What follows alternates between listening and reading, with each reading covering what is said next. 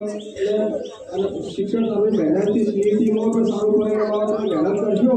આપણે નકુલજી મનીષા એને મહેનત કરી વસ્તુ તો વાર્તામાં તો બોલો જિલ્લા સુધી જઈ ના થાય એની મહેનતનું ફળ મળી જ ના મળ્યું નહીં. તો સીઈટી છે નવોદય છે એવો મહેનત કરી અને તમને તમારા માતા પિતાના પણ નવોદયમાં પાસ થશો તો તમે 12મા સુધી ફ્રીમાં ભણી શકશો અને તમારા માતા પિતાના પણ પૈસા બચાવી શકશો અને તમને જ ફાયદો છે. તમે અત્યારથી મહેનત કરશો તો આગળ 9મું 10મું 12મું તમારી ઇમારત છે અને આગળ તમે સારું ભણી શકશો. અને વિદ્યાર્થીઓ માટે તો બહુ સારું છે. તમારે બહાર જવાનું છે બરાબર, એટલે તમે ભણશો તો તમારે યોગ્ય અને વખો નહીં આવે તમારી સાચી ભાષા.